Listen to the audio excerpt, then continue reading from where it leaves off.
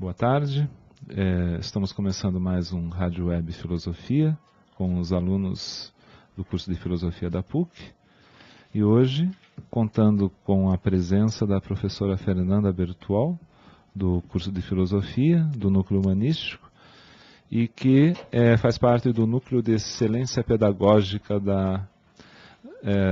das Humanidades aqui da PUC. E eu sou o professor Eduardo Ribeiro da Fonseca. Queria dizer boa tarde a todos, aos ouvintes e aos participantes.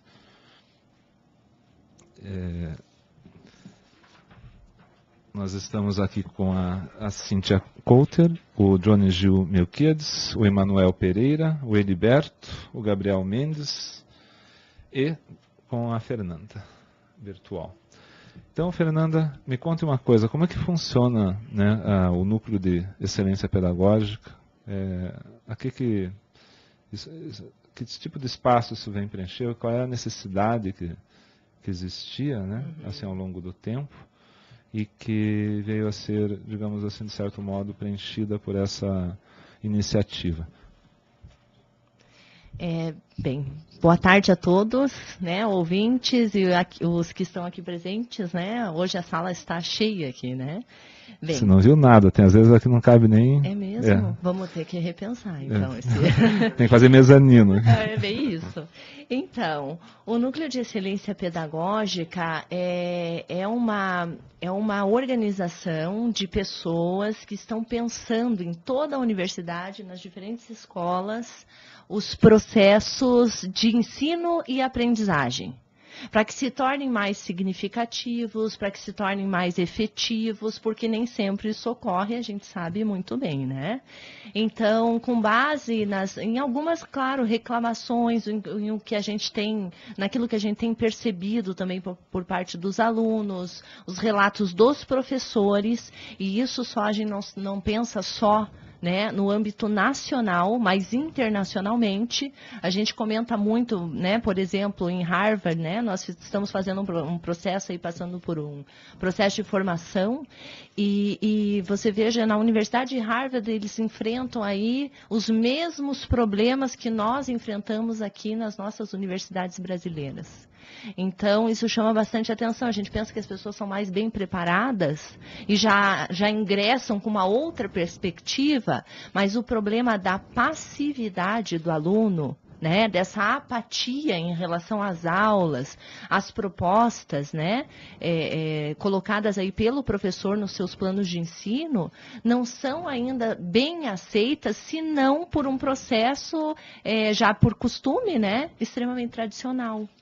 Então, claro, nós estamos com um desafio muito grande de trabalhar, né, com essa inovação na educação, em propor novas metodologias que a gente, né, vem chamando, embora o termo seja bem polêmico, né, se discute muito o termo, né, nós chamamos de metodologias ativas, né, ou metodologias inovadoras, e que tem a finalidade de colocar o aluno no centro do processo, né, como sendo o grande ator, o grande agente do processo de ensino-aprendizagem. O professor seria muito mais um orientador, né, um mediador. E claro que não, né, na perspectiva de Paulo Freire, um depositador do conhecimento, né, na mente do aluno, que viria para a universidade sem nada prévio construído, né? Então, o aluno já traz algo. Então, é esse o grande debate atual do NEP. Como fazer isso? E aí, os alunos querem a inovação e, por outro lado, tendem a valorizar muitas vezes aquelas aulas conteudistas. Então, quando tu faz uma proposta inovadora, claro, leva-se um tempo, e aí sim, né, a partir dessa iniciativa, a gente consegue verificar juntos, né, alunos e professores, o grande resultado que isso tem. Daí fica difícil depois dar um passo atrás, porque o crescimento é muito grande, o aproveitamento das aulas é muito mais significativo. E os estudos contemporâneos nesse contexto, porque dos setores, né, digamos, os professores estão se reunindo, estão conversando, e dos focos são os estudos contemporâneos, né? Quer dizer, de que modo que você acredita que a contemporaneidade, esses estudos, enfim, esse vínculo que nós temos com o nosso momento presente, podem apoiar essa forma de ver o processo de ensino-aprendizagem? Bem, acho que é importante assim contextualizar melhor, né, a questão do NEP. Então, o NEP, pela primeira vez na Escola de Educação e Humanidades, o NEP foi organizado desta forma, em 3 grupos, né? O grupo de temas da contemporaneidade, né, o grupo de trabalhos de temas da contemporaneidade, a gente chama de GTTC, né? O grupo de trabalho em metodologias, cujo enfoque principal seria esse, que eu acabei, né, de explanar aqui, assim, muito brevemente. Nós temos um outro grupo, que é o GAC, Grupo de Arte e Cultura, né? Então, são todos temas contemporâneos. Embora a gente tenha um grupo específico para tratar de temas contemporâneos. Mas todos, claro, pensam aí... É um viés, digamos, mais pela arte, um viés mais pela metodologia e um viés mais por estudos contemporâneos propriamente ditos. Isso, exatamente. Mas todos para pensar a universidade de uma outra forma. Eu acredito, assim, particularmente, que o grande desafio seja que o aluno se situe, no sentido literal da palavra. É uma questão de situação. Eu preciso me situar no âmbito da universidade, saber o que eu estou fazendo aqui, em que curso eu estou, né? De qual realidade eu estou participando, o que eu quero com isso, aonde está a universidade num âmbito maior. Então, eu preciso primeiro me situar para daí pensar num desafio grande e que a filosofia trata muito bem, que é o tema da autonomia. Né? Um dos maiores desafios é promover essa autonomia ao aluno. Né? Salta aos olhos assim, ou aos ouvidos, no nosso caso aqui na rádio, tem que tomar cuidado, salta aos olhos, eu não estou enxergando nada, rapaz, só estou aqui ouvindo. Queria aproveitar e registrar a presença do Flávio Liberalino, que chegou aqui também agora. Boa tarde. E assim, a questão, né, se a universidade precisa situar esse aluno quando ele chega, significa que ele vem de um outro jeito lá de trás, do ensino médio, né? Ou seja, o ensino básico, fundamental, o ensino médio, eles não estão cumprindo a parte da sua função, que seria já pré-situar esse aluno, né? Digamos assim, ele chega aqui com um formato de uma percepção do que seria o processo de ensino-aprendizagem como uma coisa muito passiva e muito voltada para o vestibular.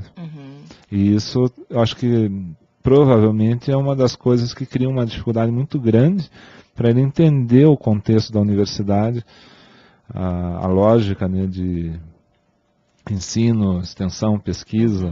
Quer dizer, como é que funciona isso? A questão da autonomia, que a gente estava conversando antes, quando nós estávamos vindo para cá, com alguns dos alunos. O que significa, né, esse conceito de autonomia? O que significa esse estar no mundo, né, com sobre as próprias pernas, né? E sobretudo no que se refere ao estudo, que o estudo não poderia ser simplesmente reduzido a uma formação para o mercado de trabalho.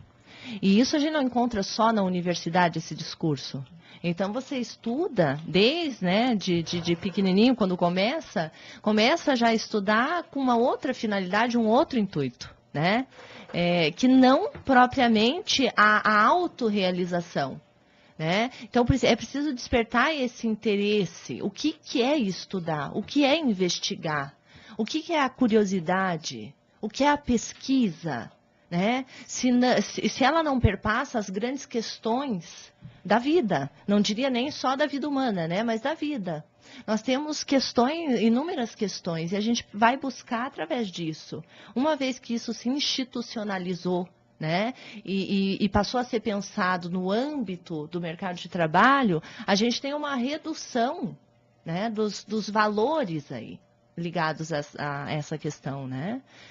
Eu acho que teve uma acentuação disso por conta da reforma do ensino de 71, né, que especialmente o ensino de humanidades caiu por terra, por conta da necessidade de controle social que a ditadura tinha. Né? Exatamente. E isso, obviamente, depois veio refletindo ao longo do tempo. Diga, Johnny. Boa tarde, professor. Boa tarde a todos. Eu tenho uma pergunta, professora, que é assim, essa autonomia que deve ser criada pelos alunos, né? Seria mais voltado para o âmbito da pesquisa, do aluno criar mesmo uma autonomia de estudo, né? E como isso pode ser feito tendo em vista que o nosso tempo, ele não nos deixa, né? O tempo, ele nos barra em todas as questões. Então, queria que você falasse um pouco sobre isso. Bem, é uma autonomia, inclusive, acredito que a gente precisa conquistar esse espaço e esse tempo. Isso é algo que precisa ser conquistado. Nós, de fato, não é que nós não temos, nós não sabemos talvez como usá-lo ou organizá-lo de outra forma. Talvez a gente não precise engessar o tempo burocraticamente como nós estamos fazendo, né, habitualmente, de costume. Então, veja, é uma autonomia que não diz respeito só ao estudo, penso eu. Porque o estudo te dá outras coisas, né? A pesquisa te dá outras coisas, não só em relação à pesquisa. É uma autonomia em relação à tua vivência no mundo, as tuas próprias escolhas, o que você vai fazer com isso tudo, como você vai se relacionar consigo mesmo, com os outros, como você vai enfrentar os problemas da contemporaneidade, né? Lembrando que, claro, nós precisamos de fato pensar dessa forma, tendo em vista que um dos problemas da contemporaneidade que a gente nunca teve dessa maneira, né, a consciência, acho que é a primeira vez em toda a história que nós temos que nós tomamos a consciência, né, de que os nossos atos, as nossas atitudes podem nos levar a um fim, né? Se você pensa um tempo atrás, talvez pudesse acontecer o fim do mundo por isso, por aquilo, por causas outras, terceiras, mas não a depender da própria ação humana em relação ao meio, em relação ao modo como a gente vive. Nós temos consciência de que as nossas atitudes podem levar a um fim. Né? E a gente vai diretamente ao encontro do Hans Jonas, né? Isso. E aqui estamos de braços dados aí, com o princípio responsabilidade. Isso, né? E a gente precisa pensar isso, autonomia em relação à pesquisa só, ou autonomia em relação às nossas, claro, à pesquisa, ao estudo, ao que nós vamos, mas sobretudo ao que nós vamos fazer. Com toda essa informação, com todo esse conhecimento, o que vamos fazer com isso? A filosofia, ela entra, claro, ela traz uma contribuição grande quando não se trata só de um campo teórico. Quando a ponta dela é o agir de acordo com o que se sabe. Né? Quando a finalidade dela justamente vai perpassar aí a ética. De que modo nós vamos agir no mundo de acordo com aquilo que nós sabemos. Mas será que nós temos hoje, enquanto alunos, né? E aí a gente está pensando até em modificar o termo, não mais alunos, estudantes engajados, né? Precisamos tomar consciência de tudo isso. Será que já não tomamos? E se tomamos, como é que nós podemos estar apáticos ou passivos diante de uma realidade como essa? E ainda assim não precisaríamos falar só do problema do mundo, ou nossa relação com a morte, um tema tão abordado pela filosofia, né? Nós poderíamos pensar a qualidade de vida do ser humano. Hoje nós temos uma série de recursos, nós temos aí uma vida estendida, apoiada no desenvolvimento científico, tecnológico, mas será que ainda assim é uma vida boa? Porque aí nós temos, né, o mal do século, né, que afeta, sobretudo, a mente humana, trazendo alguns sentimentos, né, tristeza, angústia, né, desamparo, aquele chamado vazio interior. Quer dizer, com todo mundo, com tudo que a gente criou, com tudo que a gente tem. Hoje a gente se dá conta, acredito que sempre o ser humano se deparou com isso, mas hoje está nomeado, né? Esse sentimento tem um termo, a gente já olha e já diz, é uma doença, X ou Y, Olha, já quer enquadrar. Temos aqui uma contribuição do Fernando Garcia, que é acadêmico de filosofia, Fernando, de psicologia. É Fernanda e Fernando? Fernando Garcia. Ele diz assim: vive-se num contexto hedonista relativista. Como o homem contemporâneo olha o horizonte neste império dos eventos imediatos, falar em projetos a longo prazo tornar-se-á anacrônico? Acho que ele está prestando atenção. Uhum. É isso, né? Temos tudo e ao mesmo tempo, né? A gente tem a grande crítica aí que faz o Nietzsche, né? Também. E aí a gente beira o quê? Um relativismo e ao mesmo tempo um niilismo. Em que valores? Se não tem mais uma verdade absoluta, eu vou me amparar em quê? Né? Não tem nenhuma, não tem um caminho. A ciência está nos levando aonde? Para onde que a humanidade está caminhando? Tem algum ponto? Ou simplesmente estamos caminhando? Né? Será que a gente não sabe nada? Se a gente se deu conta de que talvez possa ser o fim, parece que alguma coisa a gente sabe, parece que alguns indícios a gente tem. E parece que a gente tem muitos recursos, né, para lidar com essa questão. A gente só não tem, talvez, uma certa organização, um grande encontro, parece que não tem acontecido.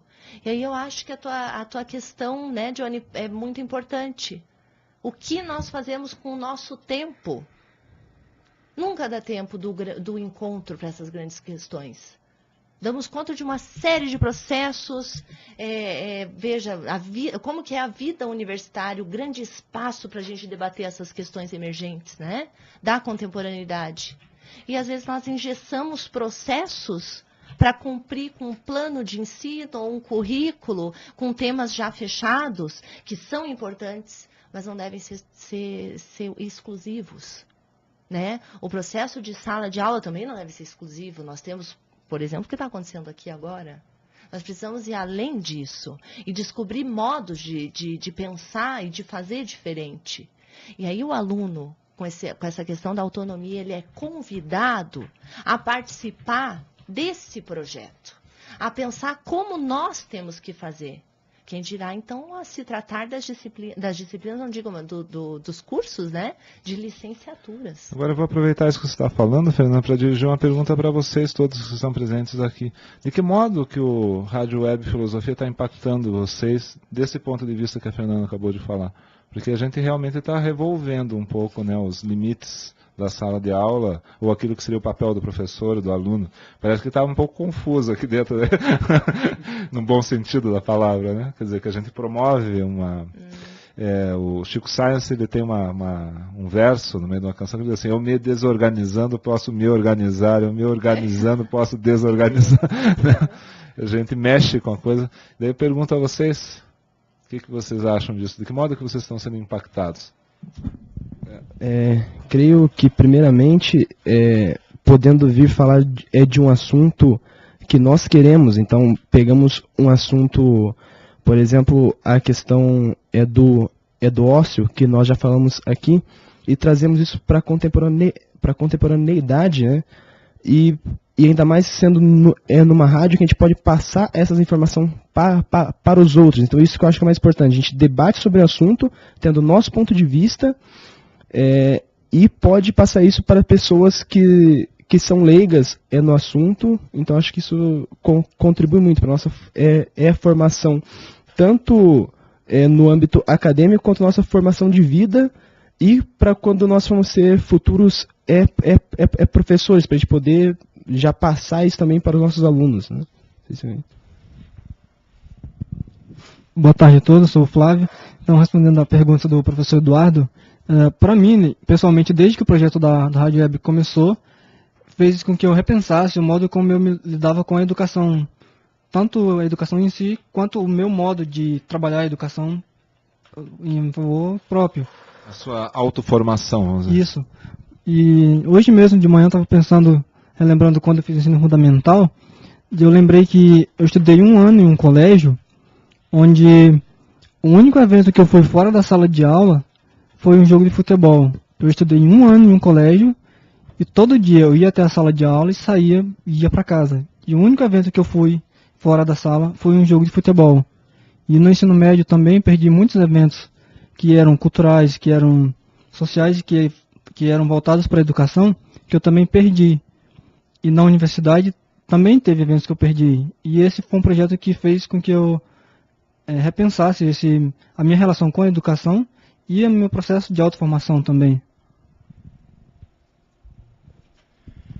Primeiramente, boa tarde, sou o Emanuel, acadêmico de filosofia. A iniciativa da rádio é interessante que ela tira a gente dentro da sala de aula e mostra justamente novos horizontes dentro da educação, que creio que seja a principal ferramenta que vai ser trabalhada dentro do NEP. E eu queria até emendar numa pergunta, Fernanda, por exemplo, isso aqui é uma metodologia fora que a gente faz da sala de aula. O NEP está estimulando, ele tem essa iniciativa de trabalhar fora de aula, fora da sala de aula em si, e até que ponto? Quais são as iniciativas, se já tem algumas até agora? Bem, nós já temos algumas iniciativas, né? Se nós formos pensar, vocês agora, antes de virem para cá, vocês estavam num grupo de estudos. E os grupos de estudos são enriquecedores, de fato, porque, claro, a gente pode ir além da proposta, né, do nosso plano de ensino, que é desenvolvido em sala de aula, geralmente. Agora, as aulas precisam ser só em sala de aula? A gente pode fazer de uma forma simples, utilizar esses jardins maravilhosos que a PUC tem aí, fazer aula fora também. A gente já fez, né, tentativas assim. Mas não só nesse sentido, né? Nós temos aí o Fundome, né? Nós podemos fazer aulas lá, nós podemos fazer aula. Isso daqui pode ser uma aula dialogada efetivamente. Explica só um pouquinho para o público o que é esse Full Dome. Bem, o Full Dome é uma espécie de um observatório, né, em 4 dimensões. Né? Então, nós temos essa possibilidade de planejar uma aula nesse espaço. É um tanto quanto complicado, eu diria assim, é trabalhoso. Né? Você precisa ter uma série de fotos, colocar em uma determinada sequência e tal. Acho que os alunos poderiam estar envolvidos, talvez, nesse projeto. Né? Alguns já estão. Né? A nossa escola precisa também, né, dar esse passo. Os professores da teologia, né, os professores do nosso eixo humanístico já tiveram uma iniciativa nesse sentido. Nós temos muitos outros espaços. Então, veja, o NEP, através desses 3 grupos aí de trabalho, de discussão, né, composto por professores, estão pensando como fazer diferente, claro, em sala de aula, mas também não só em sala de aula. Como aproveitar melhor esses grupos de estudo? Como promover uma interdisciplinaridade entre as pesquisas já existentes na nossa escola? Será que a gente sabe todas as pesquisas que estão sendo realizadas lá? Né? O que é arte, o que é cultura? Como é que a gente hoje lida com a arte, valoriza a arte? O que é e o que não é arte? Será que a gente pode perguntar também isso? Né? A arte tem uma finalidade, tem que ser assim, enquadrada desse modo ou não? Será que nós despertamos para isso? E no grupo de metodologias, que está sendo assim a menina dos olhos desse momento, né, para a universidade, nós temos o desafio de pensar, sobretudo, o processo em salas de aula. Nós fizemos uma escolha anteriormente, ela não foi assim não foi uma iniciativa de fato, então nós repensamos. E nós vamos propor agora, já adiantaria um pouquinho, né, para o ouvinte da Rádio Web, de, né, primeira mão, nós vamos propor aí... furo de reportagem. Olha que beleza isso. Uau, né? Nosso primeiro. Então, nós vamos propor uma aprendizagem, e isso para a disciplina de filosofia, que é uma disciplina que faz parte do eixo humanístico da PUC, né? Então, ou seja, vai atender todos os cursos da universidade, e a disciplina de fundamentos da educação. Elas vão trabalhar com uma metodologia por projetos e estudo de caso. Então, nós estamos pensando, claro, se você, né, compreender, já puder imaginar como isso seria, você já vai perceber que nós precisamos chegar numa leitura da realidade mesmo, contemporânea, vigente, né, da nossa prática. Não faríamos somente nessa disciplina, por exemplo, de História da Filosofia, o estudo aliás, não faríamos na filosofia o estudo só de uma história da filosofia. Não seria uma disciplina somente teórica. Né? Fundamentos da educação, não estudaríamos somente o fundamentos da educação. Estudamos isso para chegar em algum outro ponto. Que também talvez não precise ser somente uma leitura da realidade. Né? Embora a gente saiba que na graduação a grande proposta é compreender. É compreender. Mas por que não, a partir do momento que eu já compreendo, não se engajar, né? Não propor, não agir coletivamente. E aí a cidade nos espera. Né? A cidade nos espera. Os espaços de lazer, as escolas, os hospitais, a gente precisa abrir as portas de fato, né? Não é só para fazer a leitura. Realmente precisaríamos ir além, né? Então tá certo. Eu estou bastante contente com essa notícia. Acho uma coisa bem assim, apropriada para o futuro da universidade. E vamos ver como é que a universidade acolhe a proposta. Né? Eu gostaria de anunciar uma pequena pausa de 5 minutos e a gente retome em seguida o nosso programa com a segunda parte e continuando a nossa conversa com a professora Fernanda Bertual, do NEP, Núcleo de Excelência Pedagógica. Okay. Obrigado. Obrigada.